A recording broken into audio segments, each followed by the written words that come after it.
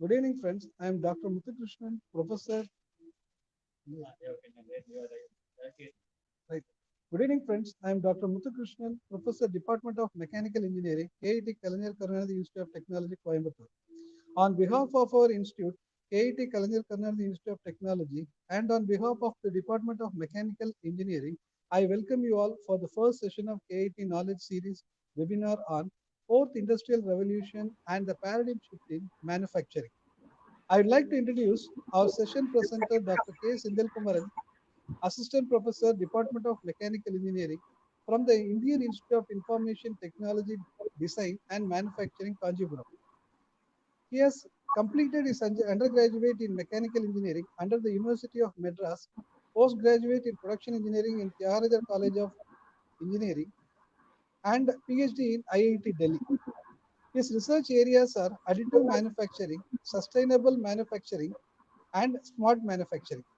He started his career as associate professor in School of Mechanical and Building Sciences at VIT University, Vellore, India, and later worked as guest lecturer in Systems Integration Division at National Institute of Standards Technology, US Department of Commerce, USA. Later, he joined in the Indian Institute of Information Technology, Design and Manufacturing, Kancheepuram. He is a member of American Society of Mechanical Engineers, ASME, and editorial member in ASTM Journal of Smart and Sustainable Manufacturing. Apart from publishing numerous papers in reputed journals, he has written two books. One is Distortion of Metal Additive Manufactured Parts in 3D Printing and Additive Manufacturing Technology, Springer, Singapore in 2019. And in 2013, he has published Finite Element Simulation of a Flow Forming Process in Machining Operations, Technology and Management by Nova Publishers, USA. On behalf of our institute, KIT-Kalaignarkarunanidhi Institute of Technology, Coimbatore, and on behalf of all our participants, we welcome you, sir. I once again welcome all the participants who have shown the interest in attending this session. Thank you once again, and over to Dr. Senthilkumaran. Oh, thank you, Dr. Muthukrishnan, for your introduction. So, hope everyone is safe in this situation. So, we are going through a very turbulent period because of the ongoing pandemic. The entire world has come to a standstill. And still we are keeping our hopes to make another revolution in the manufacturing. Today we are going to discuss a topic which is very close to my heart, the fourth industrial revolution or the industry 4.0, which is going to basically change the entire paradigm in manufacturing. So what we are going to discuss today as part of this webinar is this important topics. So to begin with, I would identify the challenges which are faced by Indian industries, because I'm going to contextualize this topic to an Indian industry, as well as look at what the world is doing and how India could basically join this bandwagon, which is called the fourth industrial revolution. And I'm going to give you either a global and Indian perspective and explain about the convergence of different technologies which makes up this industry 4.0. We will look into the business drivers as well as the technology drivers, as well as what actually brings these technologies to the mainstream. How do we really take the benefit out of this industry 4.0? And we will also discuss about few reference models, especially which are very useful to understand how this can be implemented in the industry. And we'll look at some enabling technologies. Like there are 9 technologies which has been identified under industry 4.0, which are considered to be, I would say, the key technologies for the industry 4.0. And finally, we'll look at the benefits of adapting such thing. And we'll also discuss about research opportunities present in these areas. So to begin with, I will just discuss few challenges that the industries are facing. Right now, we are going through an interim challenge because of the closure of the business and closure of the industries, the supply chain disruption. We are facing huge challenge, but we will not really look into what is happening now, but we'll look at it from a larger perspective of how the next decade is going to be and how this convergence of technology is going to be benefited for the next 10 years or next 5 years. So we're going to look at from that perspective, but we'll also look at how Industry 4.0 can help us to come out of this situation like COVID-19, and how we can remain agile and then make our businesses use these technologies to basically create value out of this technologies and implement it. So we'll look at the major challenges. So I will start with this quote by H.G. Wells. He says, "Adapt or perish." It's a very important statement at this point of juncture. Even when we talk about the fourth industrial revolution, we have come through, I would say, a major industrial revolution which happened in the last decade. In fact, in the last century. So we have had three important discoveries, which is called as evolutionary and as well as becoming a revolutionary technology. I think we must be able to clearly differentiate between what is an evolutionary technology and what is a revolutionary technology. Revolutionary technologies are things which are going to basically change how we do business or how we do things. For example, we are going from, let's say, a fossil fuel run car to an electric car is basically a game changer. And the entire supply chain gets disrupted and everything gets changed. So something like that. So if people are not able to adapt, if your people are not able to basically change the way they do these things or develop technology or do business or run factories or make products, so they are going to not perish. So it's a very important statement. The nature's inexorable imperative is we have to keep adapting to the changes. So now we see that the factory assets, which has to become globally competitive, which is essentially because now we see that we have seen the major disruption in supply chain just because dominance of one country in the manufacturing. So we need to basically have a globally competitive systems where we could switch between one set of countries of manufacturing to another set of countries. So we need to have very highly competitive factory assets, which could compete not just within our own country, but it could compete with global businesses. And another important challenge is that right now we are facing is the capital and operating cost. So the capital and operating cost needs to be lowered. So we need to basically look at how this, let's say, for example, we are actually talking about capex and opex. So how do we basically bring this cost lowered so that the thin margins that are there because of the competitions can be explored?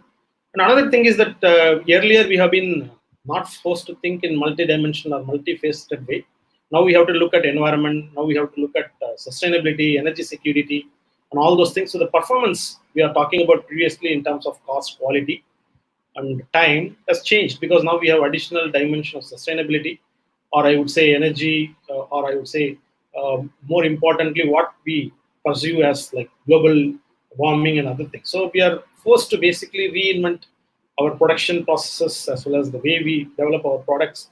So it has to be having multiple objectives, multifaceted objectives, not just only worrying about quality or about cost and things. And another important challenge, because we are all, I think most of us who are attending this seminar today, who are on the other side of this screen, I think you must be training the next generation of engineers, right? So we are all teachers. So we train and we skill the younger world. So one of the key competitive advantage for the manufacturing workforce, or in general, any industry, maybe electronic industry, maybe IT, space, aerospace, or any industry. So the workforce needs advanced training and skills because the manufacturing is getting changed. So how we make the products gets changed. So the advanced training and skills becomes a very important challenge. And there's a shift in the way we actually employ people. Like previously we have seen that the unskilled, high labor-oriented manufacturing has been dominating in India, but currently the challenges are like we need to basically have a huge change in the way that we employ people. So we need people who are nimble, who can actually make sense for today's environment. They could be multitasking, and then they have to run the factories, in ultra sophisticated and ultra productive and ultra efficient way, right? So that's why we need people who are at the higher level. For example, somebody who can write a robotic programming rather than just operating a lathe and things like that. So if you look at manufacturing industries, people need we need a very skilled, high skilled workforce. That's also one of the challenges. So let's just look at how the industries are positioned. So I think whenever we talk about Industry 4.0, one of the very important idea is how the industries are actually positioned. Now we see that we are teachers, we produce the products, our products is our students, but we have to see that what is the industry currently doing and how we basically help produce the next generation of skilled workforce who are going to work in different types of industries, right? So if you look at the adaptation of Industry 4.0, we usually call this as a capability maturity model, or we shortly known as CMO. So we need to know whether an industry is in a good position to adopt these technologies, or industry, or the next, are they really ready to move to the next generation of technologies? So the most important thing that we need to consider is look at this picture. If you see that we have two axes, one going from small simple structure to a very, very large complex structure, and one which goes from favorable drivers and unfavorable drivers. When we are discussing about drivers, there are some favorable drivers and there are some unfavorable drivers. For example, if there is a company which we call as a high potential company, which is positioned well for the future, so we can implement Industry 4.0 really well, but they have a very simple structure of production. They don't have a very complex structure of production. Whereas if you look at the legacy systems, they have a very strong current base, but they have a risk for the future. But there are some limited current base, but they have a high risk for the future. So these are high risk, which is very difficult to survive without adapting to Industry 4.0, because there are a reasonable amount of, I would say, pressure from that, cascading from the supply chain. You have the OEMs, then they push the other suppliers in the tier 1 and tier 2 and tier 3. They have to adapt to these technologies so that your production becomes completely Industry 4.0 compliant. So Industry 4.0, what is Industry 4.0? Because when German government, they announced this policy, it's a government policy, but it also a standard, which tells you that, because this came essentially because there is an aging population in Germany, and some of the people are not productive in the plants, and they wanted to basically bring in more automation by introducing these technologies in the plant, so that the plant can be optimized to utilize it to the fullest potential. So that's the idea. But every country has adopted it in its own way. Let's just look at the global and Indian perspective to see how these things have been adopted in various industries. So if I look at US, when I worked at US, we have seen these institutions come into fruitful. So some of the institutes have been started very early in the 2013s and 2014s. So like 7-8 years ago. So what US has done is that they have developed some of this manufacturing innovation institutes. Some of these institutes are focusing on bringing industry, academia, as well as this government together to basically do research and develop manufacturing technologies. For example, DMDI, Digital Manufacturing and Design Innovation Institute, is for mostly digitizing the manufacturing, also bringing this digital thread, using one single digital representation of the entire geometry, right from the conceptual design to the final disposal. So for the entire life cycle, they may be using only one digital representation of the design. So these are some of the institutes. I'm not just going to read about every institute, what they do and things, but if you look at that, so the Smart Manufacturing Innovation Institute, the Lightweight Innovations Institute, the America Makes, which is essentially Additive Manufacturing Innovation Institute. So these are some of the institutes which has been started by US to basically implement Industry 4.0, especially the Smart Manufacturing Innovation Institute. This has been very key to bring in the plethora of, I would say, technologies which are involved in IIoT and other things which could be used here. So we'll try to look at what this IIoT and how it brings value to Industry 4.1 thing. So US has been, I would say, following the Germany when they developed these Smart Manufacturing Innovation Institutes and other things to bring what we call as the Industry 4.0 technologies into the US manufacturing industries. So this is what the European Union has done. So they have done the governments of various countries, which is part of the European Union. So they have developed a lot of policy initiatives as well as technological initiatives, as well as, I would say, they have been made technology roadmaps and innovations institutes and key, I would say, policy making decisions that they have made. For example, Made Different in Belgium is looking at how we can adopt Industry 4.0 into the Belgium industries like Spain and Germany, and Finland. So there are a lot of government programs which focuses on digitizing the manufacture. So looking at adopting this 9 basic technologies into it. So this is what generally European Union, you can actually go through each individual report the government has published in, like for example, Denmark has a program called MADE, Sweden has a program called Production 2030, and so on. So like these programs, the major objective of these programs is to look at the way currently the manufacturing is done and trying to basically look at adopting this Industry 4.0 technologies into their countries.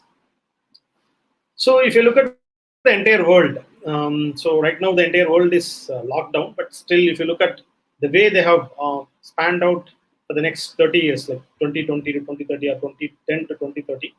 So the 20 years down the lane, so they want to basically bring in the high value manufacturing and digitize the manufacturing in a distributed way so that they can make customized products and customer centric innovations that they can make. So that is the idea. So you see the major keywords that they use is the manufacturing renaissance, digital manufacturing, high value manufacturing, innovations and things. So these are things that are happening. For example, in India, there's a program called Make in India. It's a policy decisions to basically look at how manufacturing can be encouraged in India and how it could be basically, I would say, to look at the investments point of view and also look at putting research and R&D money into the manufacturing to localize the manufacturing and quickly capitalize the opportunities in manufacturing so that they can build a very deep supply chains for many major industries throughout the world, especially in defense and aerospace and things like that. So there's a lot of different sectors that Make in India focuses on. So like that, many countries are basically doing this. But if I look at the Indian manufacturing industry, so the Indian manufacturing industry is quite diverse. So I think we have been always hearing this particular idea that automation is going to take away the jobs. India is full of people, and then if we take away the jobs, then where they could get employed. So there's a lot of, I would say, skepticism around implementing this Industry 4.0 into Indian industries. But if you look at the Indian industry, it is so diverse. It's diverse from the viewpoint that we have micro, and then medium, and then small scale, and then we have huge industries which produces, which churns out parts, widgets after widgets, and then there's a large, I would say, diversity in terms of how the Indian manufacturing is done. So if you look at the electronic manufacturing industry, virtually we have a good presence as of today, but which is not there 20, 30 years ago. But we have been steadily progressing in terms of our manufacturing percentage of GDP. That is how we basically look at things in terms of how we achieve in manufacturing in India. So whether Industry 4.0 is relevant to Indian context or not, that is a very major important question that we always try to basically find answer for. So if you ask me, I would say that yes, it is quite relevant because we are not looking at developing technology for in India. So we are looking at technology that can be developed in India and then can be delivered to the people. For example, maybe if there's a German plant which doesn't have, which they want to create something like a brilliant factory or a lights out factory, where you can actually run a factory in an unattended operation. So there is no human presence in the factory at all, but it needs a lot of human effort to build that factory. So that is one technology expertise that we can build. So there is a lot of opportunity for India to basically contribute to developing factories in those countries. It's not that we produce here and then export there, but there's a lot of opportunity to basically develop technologies to develop smart factories in the future. So that is the idea of bringing this Indian context here. So Industry 4.0 is quite relevant for Indian industry, and it is not going to take away the jobs. It's going to create very high skilled jobs, especially, and it's also going to shift the labor. So it's going to shift the focus of the labor from low skilled. That's what one of the challenges that we discussed, right? So these jobs are going to go away. Then we are going to get a lot of high skilled laborers, and there's a huge challenge from the educational perspective because we are coming from education, and then we need a major shift in the terms of curriculum and things because we need to rethink on how we basically train our students. So we need to basically go for high skilled, nimble engineers who could operate, who could multitask, future factories as well as develop future factories in a way that it could be more productive for many industries. So that's the idea. So if you look at Indian manufacturing industry, the Industry 4.0 implementation may take time, but we may be the prime movers in terms of this. For example, the first industrial revolution and the second industrial revolution, we could not catch up, but we moderately did well with the third industrial revolution, that is the IT. but we feel India should be doing really great in terms of the fourth industrial revolution. So we should be able to quickly deliver, and then we do good things in this particular aspect so that we can develop technologies. So we'll just go a little, technical in terms of. So I have looked at the challenges and global Indian perspective. We look at some of the convergence of technologies, which we call as Industry 4.0.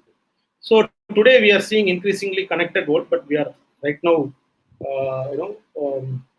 stay home, stay safe. So we are connected, but still we are getting connected. We are disconnected physically, but we are connected together. So a lot of meetings are happening. So you see that a lot of online presence has happened. But manufacturing seems to be going towards that direction, where they want to basically have distributed facilities which are going to communicate with each other and then produce the spot. So these are some of the technologies. If you look at industrial Internet of Things, big data analytics, cloud computing, digital manufacturing, advanced simulation, advanced robotics, additive manufacturing, augmented reality. So these are some of the technologies. I'm just reading out these names just because these are buzzwords. Some people may call it, but they are real technologies which are under development for last 10, 15 years.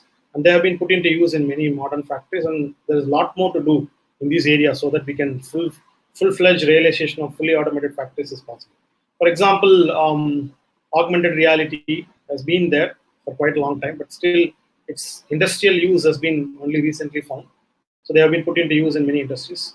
Robotics and cobotics, they have been there for many long years, but still they found it more interesting when they can make two robots to collaborate with each other and communicate to each other and then work together and solve problems by themselves without any human intervention. So we have been doing digital manufacturing quite a long time, but if you look at the way that we want to do right now is to take the digital information fully pervasive across all the parts of the industry. Like say you have quality, you have let's say purchase, you have product design and development, R&D. So everywhere you use 3D models, so packaging. So they want to basically use the digital thread to connect every, I would say, domain of activity that is there in the manufacturing. And we have been very fortunate to live in the world we call as the world of data. So we generate huge amounts of data as of today, and then there's a lot of value in the data, but we are not able to unlock the business value in the data. So there has been a plethora of technologies which has been developed very recently, which can unlock the business value by analyzing those data and then deriving some meaningful or what we call as actionable intelligence from that data. So that is what we call as big data analytics. An industrial Internet of Things is about connecting things, not just the computers. So we are connecting cars, we are connecting machines, we are able to connect cows, so whatnot. So we are able to basically connect these things and then able to leverage a cyber physical system, which is able to, distributedly control and optimize their operations. That's the idea. So what I would like to say is that the Industry 4.0, I will interchangeably use the word smart manufacturing, because smart manufacturing is an American way of calling, because Industry 4.0 originated from Germany. So you know that it is spelled in a different way, and because it's a German spelling. So American wanted to use smart manufacturing, which basically localizes the Industry 4.0 into the American context. So smart manufacturing is the convergence of all these technologies. Let's just look at these technologies. What are the characteristics of these technologies which makes them to come together? Why do we call this a smart manufacturing, right? So some of the technologies are proactive, like simulation and modeling and digital technologies. They make the system very proactive because we can actually fail-proof way of testing whether the system is going to work before we put into the real world. So the system becomes a little proactive, and the big data and manufacturing intelligence systems provides enough intelligence for the system, what we call as actionable intelligence, which could make the system to correct, or I would say self-diagnose and self-correction, which is possible, which is why we call this as intelligent. And also we have cyber physical systems, which can make the systems a little adaptive. For example, it could be reactive and adaptive in situations where there needs to be a change. And also because of the clouds and the distributed way, you are able to collaborate in virtual worlds. So it becomes a collaborative. So all of these characteristics makes the smart, and which is called as a smart manufacturing system. So a smart manufacturing system is proactive, it is intelligent, it is adaptive, it is collaborative because of the use of these underlying technologies.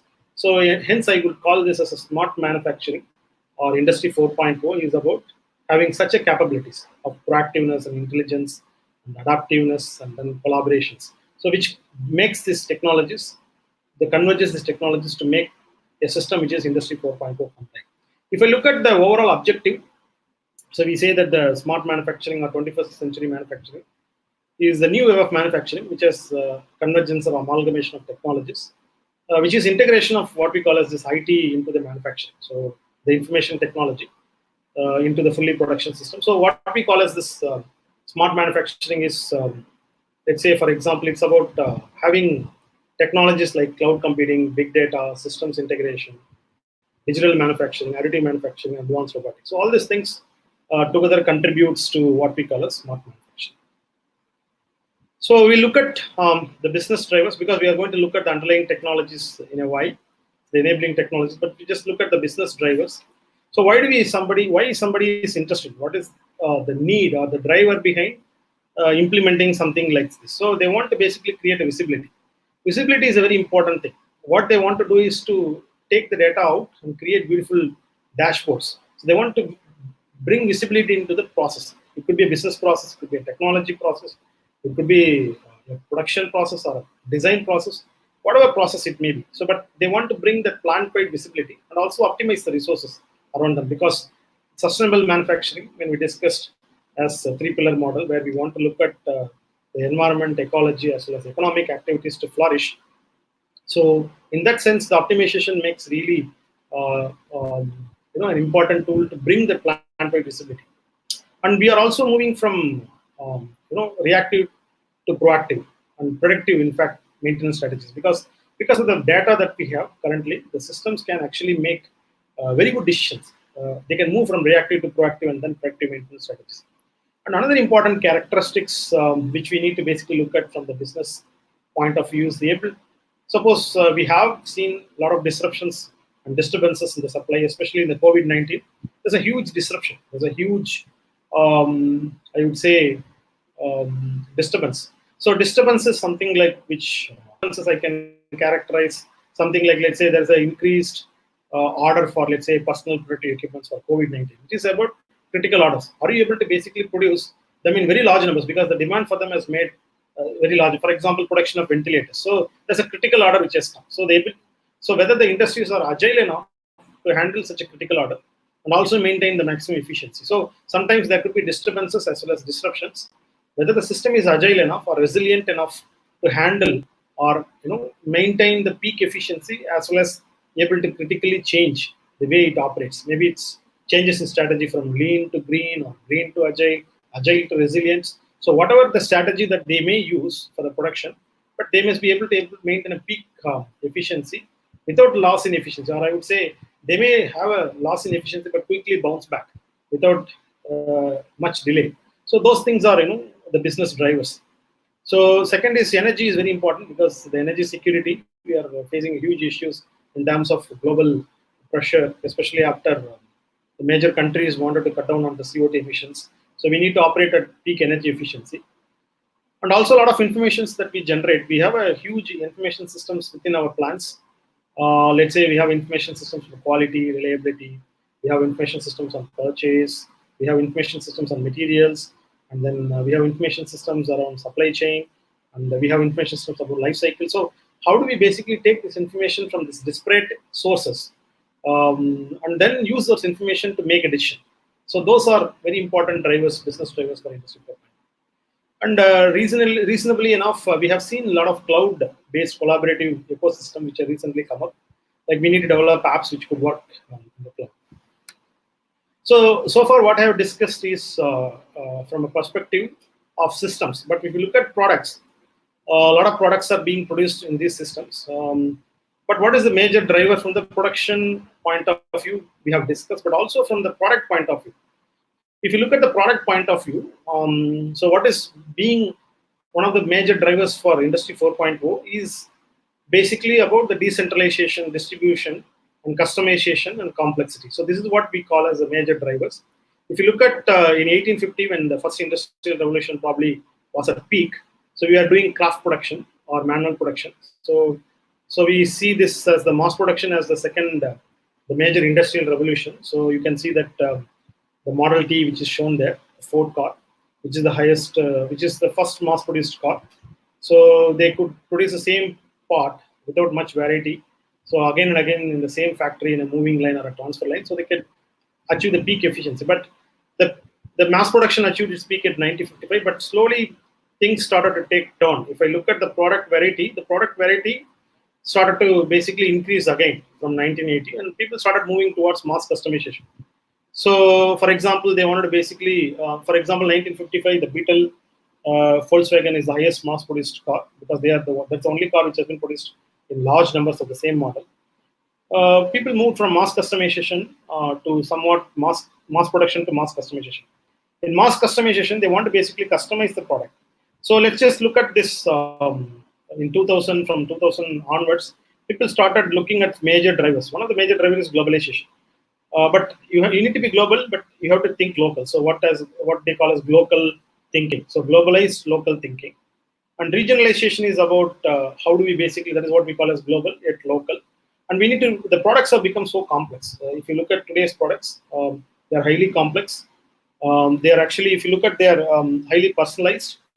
And it's the manufacturing of them is very complex. If you look at the products earlier, they're very simple. Right now, if you look at the products, they do complex things. So take an example of a mobile phone. A mobile phone does so many things. Previously, a phone is only for making a call, but right now we can do hundreds and thousands of things because it has become smart. So things like that. And also people want customized products. They want to personalize the product. It's not that I want a product which is my own product, which I have customized a bit. So if you look at the major drivers, one of the major drivers is about customization, where people want to customize the products for the need. And also they want to have more complexity. So systems, they want to achieve so many things with a single product. You buy one product, but it can do so many things for you. So that's what they want. Another thing, very important thing is about volume. So you have one of the major issues with the conventional production system. Like for example, if you look at the second industrial revolution, the major problem with mass production is that you can actually only achieve the cost benefit when you produce in large volume. Because for example, if you take a car, the cost of the stamping die is going to be extremely high. So if you want to produce, let's say, a car, which is going to basically change for every individual, then you need to throw this die and make another die. So the dies are very costly. Until you make 10,000 pieces, or let's say 1 lakh pieces, or even 10 lakh pieces out of the die, the cost doesn't get amortized over its volume. So that's the reason the mass customization is always being difficult. But the Industry 4.0, because of the introduction of additive manufacturing and 3D printing, so you can actually hit the volume even for very high varieties. So that is the major driver, I would say, from the technology point of view for the fourth industrial revolution. Right. So these are some of the drivers. We discussed both business and technology drivers. So we'll slowly shift gears here and look at a reference model for Industry 4.0. So what is this reference model? What is a reference model? A reference model is something like, can I take something as a reference and apply that to my industry?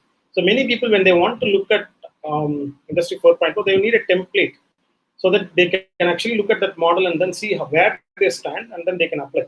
So the one that I'm going to show you or present you today is something called as RAMI, which is called Reference Architecture for, or Reference Architecture Model for Industry 4.0. So this one is like very simple to understand. I will try to basically break down this particular piece of information into less complex things.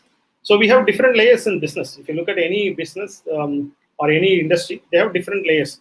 So starting from the assets which are there in the factory, which are getting integrated and then communicated, and information about a functional aspect to a business.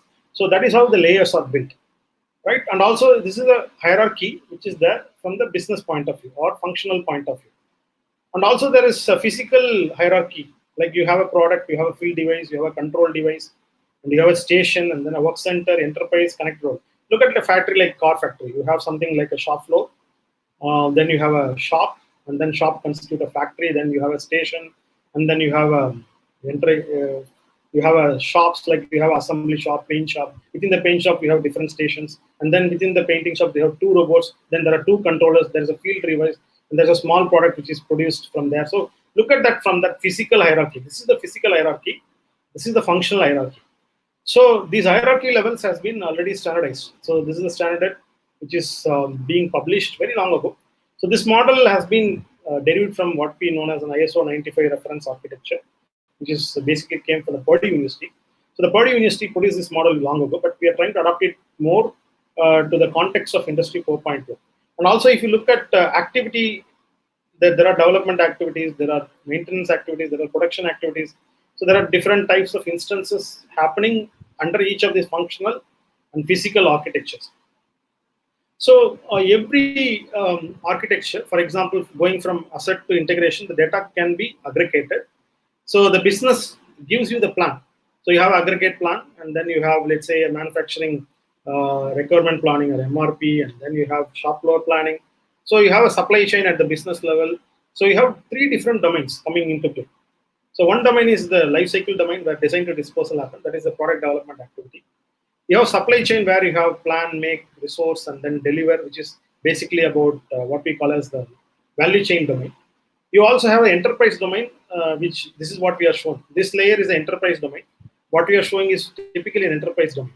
But you also have a life cycle domain and value stream domain, which is, as I discussed, a life cycle domain is from looking at from the product point of view. Let's say you have a design, and then taken through the analysis, and then testing, and then launching, and then disposal. So you have a complete life cycle from the design point of view. Also, there is a material life cycle. Material life cycle means raw material extraction to the complete recycling of that material. So the entire material life cycle is there, entire design life cycle is there, entire product life cycle is there, entire production life cycle is there, entire asset life cycle is there. So life cycles are there for different entities. And the value is about the value stream or value chain is mostly about supply chain. For example, each of them is controlled by different suppliers. Maybe you are getting a component from a supplier.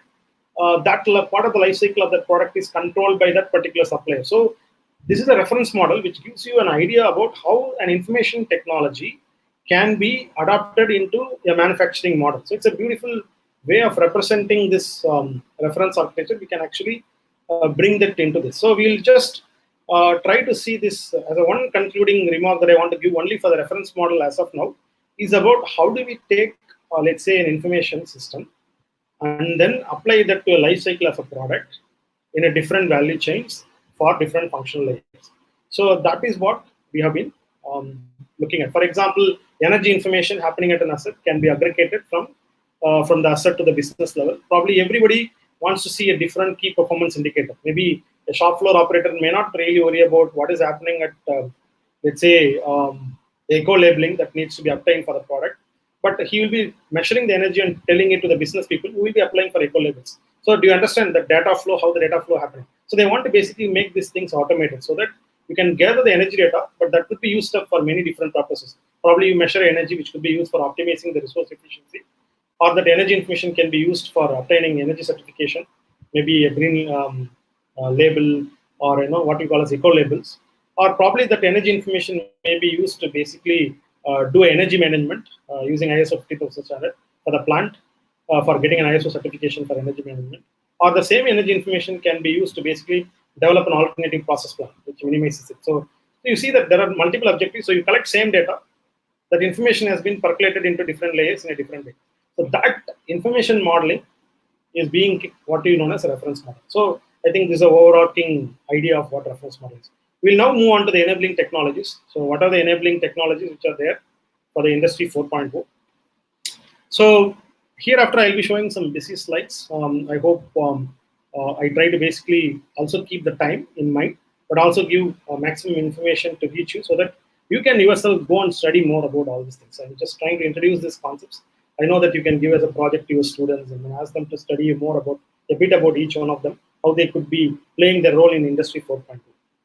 So let's start with IIoT. So IIoT is basically, this is the architecture of IIoT. There are many IoTs. What is industrial IoT is only specific to industries. Like there is a transportation sector may have a different IoT. Healthcare may have a different IoT. So agriculture may have a different IoT. This industrial IoT is about high value products or discrete manufacturing industry, or maybe a continuous product manufacturing too. So if you look at this, right now the IoT is predominantly used for doing preventive maintenance, generate dashboards for monitoring the performance using metrics such as the overall equipment effectiveness and mean time between failure. These are some reliability metrics. These are some plant metrics. So you can see that the performance optimization can be basically done. So essentially, IIoT uses such underlying technologies, which is not only for mechanical. If you look at this, we have the underlying protocols: 3G, 5G, Wi-Fi, Zigbee, WiMAX, social networks, NFCs, and then we have this service-oriented architectures, semantic web. For example, people use RDF, resource description frameworks, and very important from the viewpoint of how do you take a data and contextualize it. Cloud computing, so lot many technologies, underlying technologies, which makes it possible for you to basically do IoT. So I'll tell you what IoT is. IoT has actually got these 4 different layers. So one of first layer is you need a sensor. The sensor is going to collect a lot of data. For example, you have RFID, you have wireless sensor networks, Bluetooth. So you have so many different sensors. Maybe you are measuring a temperature, you are measuring a pressure, maybe you are measuring the flow of people, flow of products, maybe a flow of finance, whatever it is. So you have a sensor which senses something. It may be a physical quantity, it may be a measurable quantity. Then you have data sensing and acquisition protocols. Then you have a network. You have to send the data across the network, either to a cloud or to a local server. Then you have a service layer where you have a repository of services.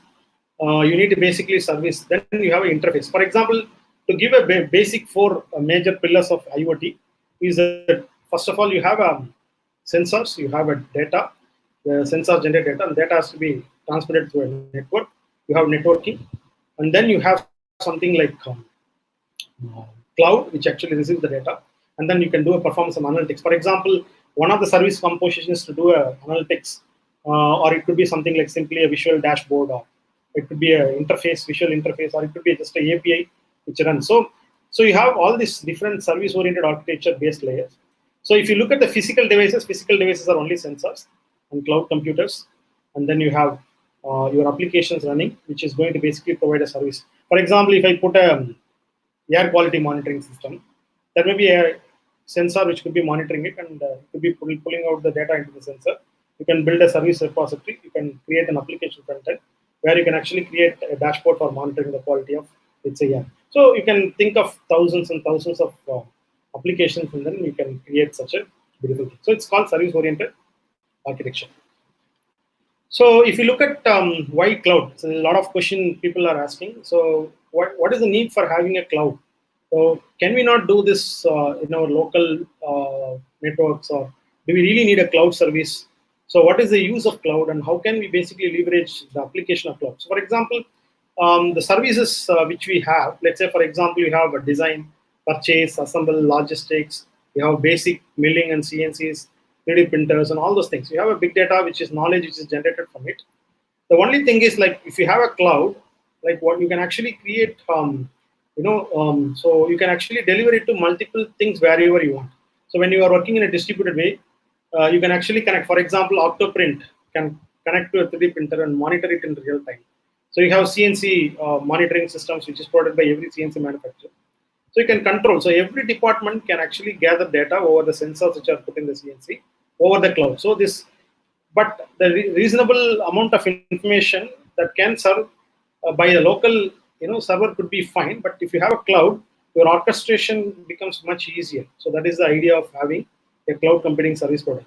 And another important advantages of use of cloud in the context of manufacturing is many of the software. Like for example, you have an ANSYS solver, which is quite costly. You don't need really a full-fledged ANSYS license for your factory. If you have a cloud license, you can use it for the time that you have. It's like a rental system, right? So it's like I would say something like a simple aggregation of services which is offered by anybody. Even if you have your own some ANSYS license, which you can actually, part of it can be given as a cloud, so that somebody can use it when you are not using it. So this is what we are discussing about with the manufacturing. So if you look at, you have the data sources where the data is collected, then all the data sources, data is basically collected and stored into the storage, and then processed, and then the visualized, and then you have different functions like manufacturing, repairing, or design, whatever is the function that you have, the data gets transmitted over it. So there are multiple ways in which data can be presented.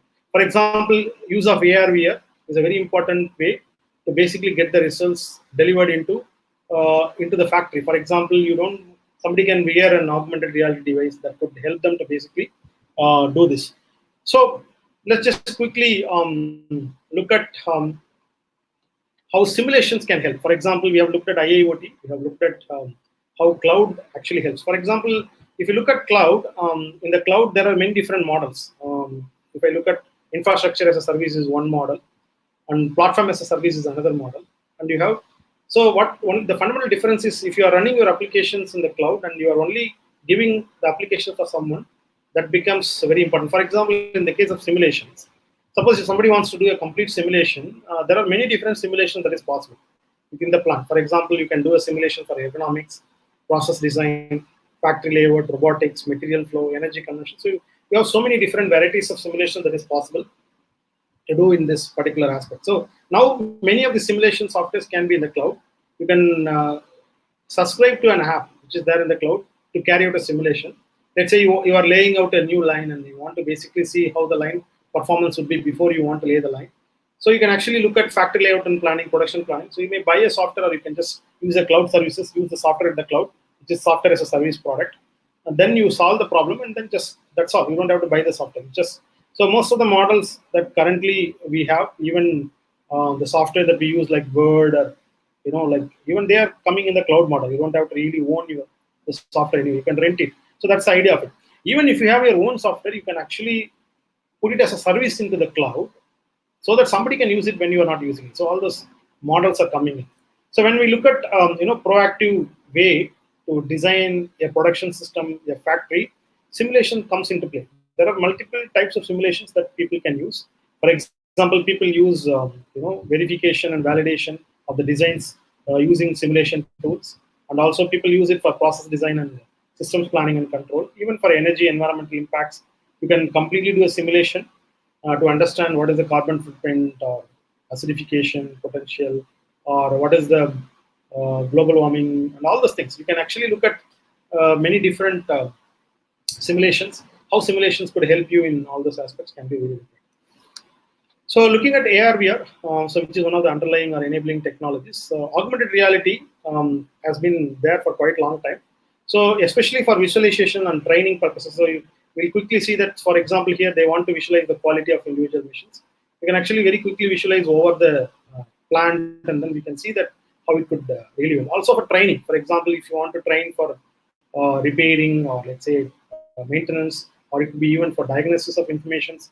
So those things, or you want to provide informations about the product data, or maybe even when the product is moving in the line, you want to give product confirmations like quality reports and other reports, which could be pushed through this augmented reality and virtual reality basis. For example, the applications that the domains for which this AR VR could be used are many.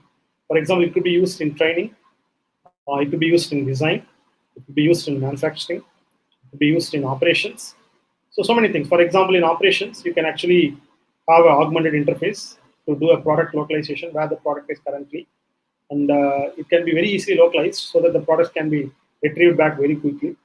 Even for guidance systems and also controlling the products in the digital world, all those things. If you look at manufacturing, for example, quality data that just we saw. So we have seen the process capability values being displayed right above the machine. So what is the quality? If someone wants to walk into the plant, just wear AR, VR, and then without having to tell which machine or which tool, you can actually look at the machine, and then the CPPK values directly displayed on the machine, meaning that you would be able to, the manager will be able to get the perspective in a very simple way rather than just looking at a tabular column or Excel sheet and things like that. So it's a way of powerful way of presenting information. And even in design, for example, if somebody wants to do a collaborative engineering, so you can do annotations collaboratively using virtual models, digital mockups, and walkthroughs can be created using augmented reality. Training, so for example, you have lots of service centers where you have specific engineers who will be servicing the products during the use phase of the products. Use phase is one of the important life cycle phase. So where you need to give training for people who will be servicing it, maintaining it, and diagnosing it, and things like that. So there are a lot of training, especially in the service aspects. Even for sales and marketing, sometimes you can give a product displays. Even if you go to a car showroom right now, they may have a AR, VR which shows the characteristics of the products. You look at the engine with the wearing AR, VR device which tells you about the characters. So this is like a very good tool for marketing. So product displays and demos, and then augmented brand experience. Even for looking at the cross-sectional views of the product or whatever it is. So you can present the information in a 3D or a 2D or an overlay of information or whatever it is possible using the augmented reality. So here we are as market has been very good in terms of adapting it into the production scenario, especially Indian context. It has to start, the adoption has to start, but still there's a lot of companies, startups which are doing really good work in CD. So another important technology is additive manufacturing. So I'm just trying to bring the discussion that we had, especially from this perspective. So here we saw that we have customization, we have complexity and volume. So why are people say additive manufacturing is one of the important drivers for Industry 4.0 is because it brings this complexity, whatever you are talking about, free. Meaning that when you have a conventional manufacturing technologies, when you want to basically increase the complexity, if the product complexity increases, the cost increases. And also when the product is customized, your cost increases. For example, I give this example of, let's say, a simple die for a simple plastic product like a mouse. If you are not making, let's say, 1 lakh mouse with the die, the die is, the shape of the mouse is very complex. The die, if you change slightly for another shape for another person, which is going to be little customized, then you have to throw away the die. The cost of the die is so huge. But so if you have a die-less manufacturing, like additive manufacturing, your cost can be much lower even when you customize it. So you can, if you want to produce 100 products at the same cost as one product in a mass customized product, so then the 3D printing can be used. So that's the idea of small batch of components in niche applications. When you want to customize it for the end user with high complexity, you can actually use additive manufacturing. Because here, if you see conventional manufacturing, like you have tool accessibility problem, die costing, and you have all other issues. So when the complexity increases, the cost skyrockets. But if you see additive manufacturing, the cost remains flat. So the increase, this cost is what industries want to basically use. So they want to basically leverage on this free cost that comes in, so that they want to design that product for additive manufacturing by increasing the complexity. Because so far, whatever we have discussed in design is like we want to always keep the design simple, but now they want complex designs. So they are trying to go for a complex design, at the same time reduce the cost of by adopting additive manufacturing, which is one of the important technologies. So if you look at the benefits, there's a lot of benefits are there. So if you look at efficiency, there's going to be a lot of automation, fewer people, faster decisions, lower cost.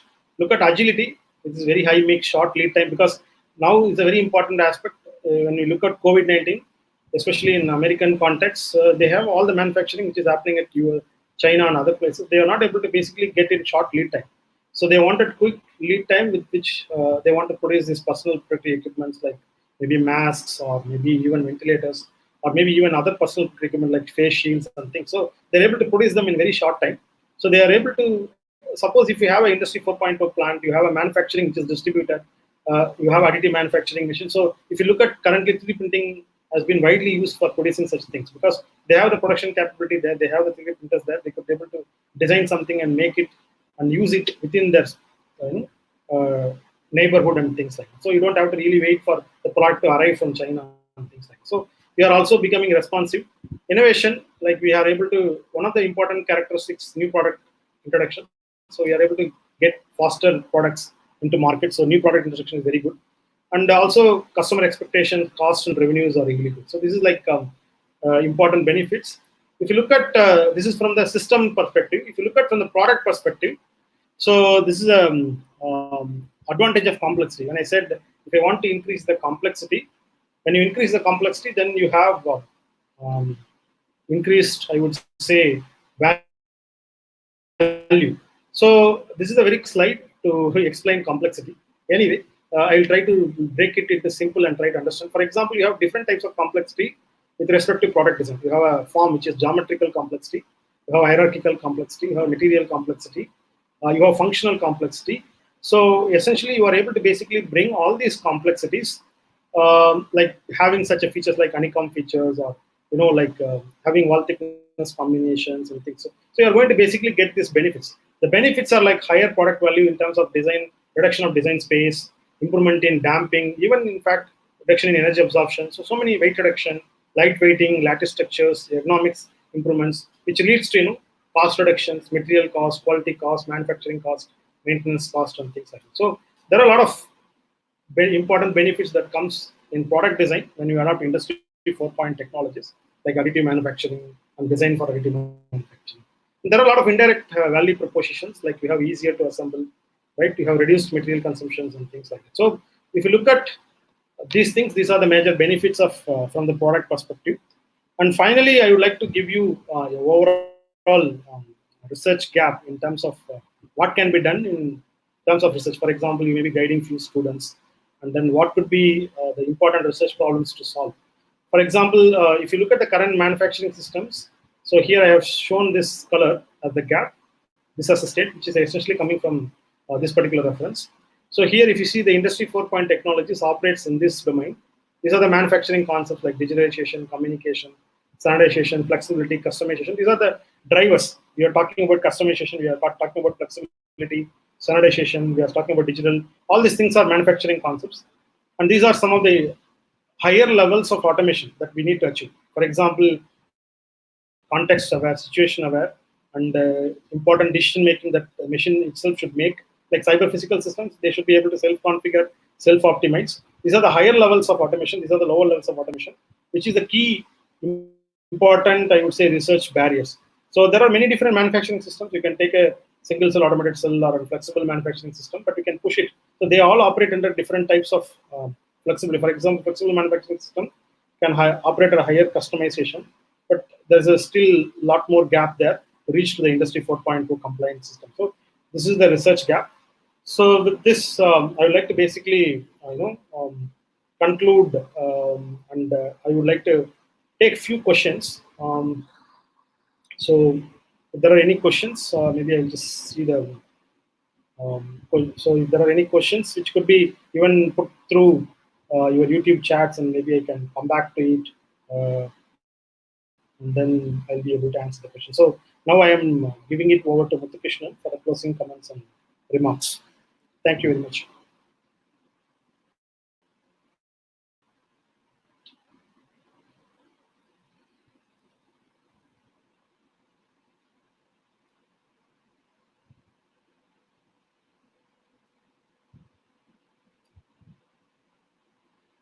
So that's all.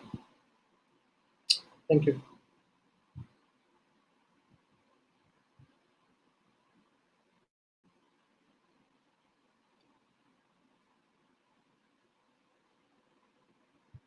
Okay, so there are some questions. Some questions is like, what is sustainable manufacturing? So sustainable manufacturing is like I could say that sustainability is about how you are responsive with respect to your resources. For example, we are using a lot of resources like energy, water, material. So how we are, the sustainable manufacturing is about optimizing this resources, because the definition of manufacturing is always something like we are always saying that conversion of raw material into finished good, but it's not the definition.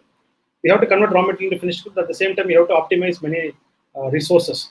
So resources with respect to efficiency, with respect to usage of water, material, and energy. That is from the economic point of view. So sustainable manufacturing is a three-pillar concept. So wherein we want to basically, or we can say triple P model, people, profit, and planet. If you are able to basically bring your production system, which could actually have, which are greener and also which is economically viable, and also it is sustainable. So that is the idea of sustainability. Sustainable manufacturing is a very important concept, which is essentially to measure the performance of an organization in terms of the, I would say, key performance indicators. Like, let's say, for example, if I look at from the people perspective, how many accidents happen in a plant? Are you able to? That is called a employee safety and employee health metrics, EHX metrics. So we can measure few things and then control them, so that we can achieve very good means of, let's say, environmental control in terms of efficiency of the materials, and also ecological, as well as we can also have economic, for example, how it is profitable, because industries has to sustain, to create jobs. So it has to be sustainable in terms of economic activities too, so that sustenance is not just for environment, also for businesses to thrive, and also at the same time becoming environmentally sustainable. So that is the definition of sustainable manufacturing. So if there are any other questions, okay. So what is the application of IoT in the industrial sector? So one of the major applications of IoT in the industrial sector is like using it for, let's say, as I said, measuring the performance of an organization. Let's say today I go to the plant, I want to see how many machines are down, how many machines are up, and which machines are down. So I could gather the previous data, take the log data, and do analytics on the data, and then say that this machine has failed primarily because of this part. And also it gives traceability. For example, warranty claims. So suppose there is a warranty claim coming in, you would like to pinpointedly say where is the quality issue that is happening. That is one application of IoT, because IoT means like you are able to trace the entire data because of the sensors. Another application is to control the machines in real time and monitor the machines in real time, do diagnostics on the machine. So you can have a watchdog type of an agent, which could conditional monitoring is another important application. So IoT can be used for many different applications in industry. So any other questions? Any readily available data for analyzing engines? Yeah, I think you have so many data available. For example, there are a lot of repositories of data. For example, you can go to kaggle.com, where they provide you ready-made industry data. For example, Bosch pushes a lot of data for people to start understanding or doing analytics. So you can get the data, industrial data. But getting a real-time data would be really difficult, because many industries, I actually I didn't tell you about cybersecurity. Cybersecurity is another important aspect of Industry 4.0. So because of the data security and privacy, they may not be able to provide you the data that you asked for, but they have cleaned up some data and provide you for educational people to just learn how you can do analytics with industry data. So that's available. Any other questions? Okay, so how these recent changes in industrial revolution impact our Indian economy? I think it is going to make a huge impact. So as I said, these are not evolutionary technologies, which are like incremental change. They are revolutionary, meaning that they are going to bring huge amount of investment in terms of how you set up a new plant, or how you basically. So for example, all the new technologies, especially advanced robotics and all, Indian companies are doing fairly well. For example, I have known a couple of companies. They have been doing a lot of innovations. Indian companies, where they are doing a lot of innovations, especially at the startup phase. So this could be a game changer for any Indian. For example, aggregations. We are seeing a lot of aggregators like Ola. They are fighting the global aggregators like Uber and all. So the servitization angle, a lot of things, cloud, a lot of things are happening in India. I think the Indian companies are doing really great in terms of adapting Industry 4.0, but they have a long way to go. So that's the answer to the question in short. So any other questions? Okay, so if there are no questions, I would like to thank for the opportunity provided by the college, Karunanidhi College. I would like to thank Dr. Muthukrishnan for this wonderful opportunity to interact with the participants of the workshop. I hope there's a lot of value addition. I know that this topic needs a 3-day, 4-day workshop, but I understand that 1 hour is not enough to understand every concept. But I have given my mail ID at the end, so you can actually write to me for learning more about any new technology that we talk about, or even work with me or collaborate with me in the future. Or you can actually find a lot of collaborators in Indian universities where nearby your places itself. So thank you very much for giving the opportunity, as well as for the organizers. So thank you, Dr. Senthilkumaran. That's a wonderful session we had for the past 1 hour, and we are overwhelmed with the positive responses from the participants. The presentation will be available in YouTube channel of KIT-CB, and I request all the participants to fill the feedback form that is available in the link to avail the yield certificate. I thank all the participants for their overwhelming support for this webinar, and I thank the management of KIT, HOD of Mechanical Engineering, Dr. J. Maniraj, and Mr. Hari Prasad, technical team, KIT Infonus, for their continuous support and in making this webinar a successful one. Thank you one and all. Thank you.